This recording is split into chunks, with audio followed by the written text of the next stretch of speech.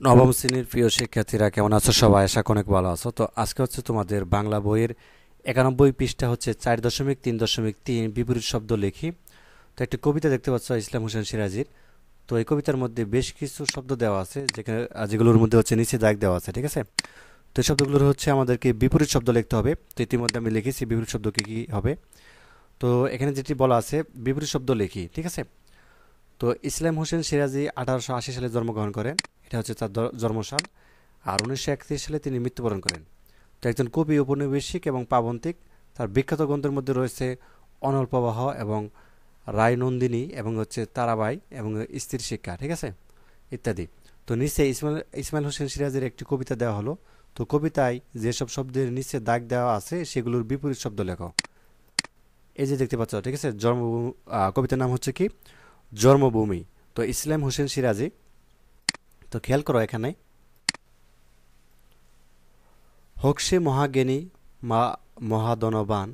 এখানে মহাজ্ঞানী, তাই না? তো মহাজ্ঞানী শব্দটি বিপরীত শব্দ কিন্তু বলছে, ঠিক আছে। আমাদেরকে কিন্তু বলে না যে শব্দের অর্থ লেখো, আমাদেরকে বলছে বিপরীত শব্দ। তো বিপরীত শব্দ কি? আমরা জানি যে শব্দটা দেওয়া আছে যেমন ভালো মন্দ, ঠিক আছে, ওই শব্দটি সম্পূর্ণ বিপরীত, ঠিক আছে। যেমন মহাজ্ঞানী, মহাজ্ঞানী তো এটা ভালো একটা দিক। তো মহাজ্ঞানী, তো এটার বিপরীত শব্দ কি হতে পারে? মহামূর্খ, ঠিক আছে, এরকম। ধনবান, ঠিক আছে। তো এর বিপরীত শব্দ কি হতে পারে? বা অসীমের বিপরীত শব্দ কি হতে পারে?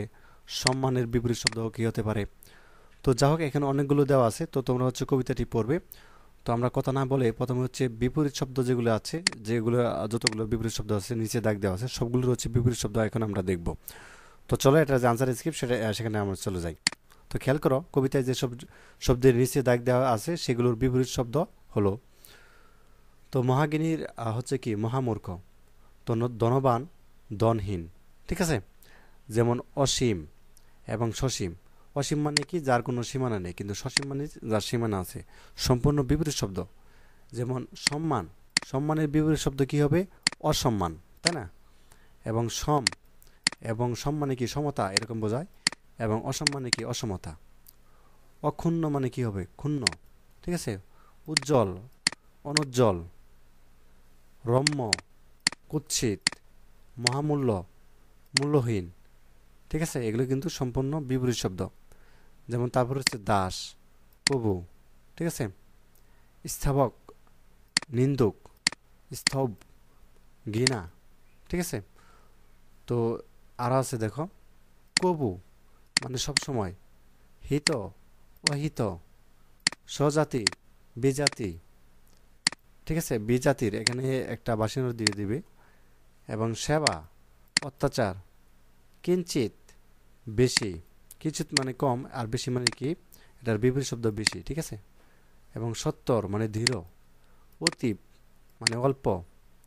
গৃহীত, সমাদিত, ঠিক আছে। তো এই ছিল মূলত হচ্ছে তোমাদের কবিতার মধ্যে যতগুলো হচ্ছে শব্দ দেওয়া আছে, নিচে দাগ দেওয়া আছে, সবগুলোর হচ্ছে আমি ইতিমধ্যে কিন্তু বিপরীত শব্দ তোমাদেরকে দিয়ে দিলাম। তো এইগুলো হচ্ছে তোমরা যখন শিক্ষকরা লিখতে বলবেন তখন জাস্ট এইভাবে হচ্ছে তোমরা লিখে শিক্ষকদেরকে দেখিয়ে দিবে। তো তারপর দেখো, এখানে একটি বিষয় তোমাদেরকে একটু দেখাই আমি, যে বিপরীত শব্দ মূলত কি? একটু আগে যেটি বলতেছিলাম, এইটা যেসব শব্দ পরস্পর বিপরীত অর্থ প্রকাশ করে, ঠিক আছে, যেটি একটু আগে বলতেছিলাম, যে শব্দটা আছে ওটার বিপরীত অর্থ প্রকাশ করবে সেগুলো কি? বিপরীত শব্দ। তো বিপরীত শব্দ তো একে অন্যের কি? পরিপূরক। যেমন জীবিত, মৃত, গভীর, অগভীর, স্থির, গতিশীল, ঠিক আছে, কয়েকটি উদাহরণ বললেই হয়। তো 92 পৃষ্ঠায় দেখো কিছু বিপরীত শব্দ দেওয়া আছে, এগুলো তোমাদেরকে মুখস্থ করতে হবে এবং জানতে হবে। এগুলো হচ্ছে শিক্ষকরা অবশ্যই তোমাদেরকে পড়তে বলবেন।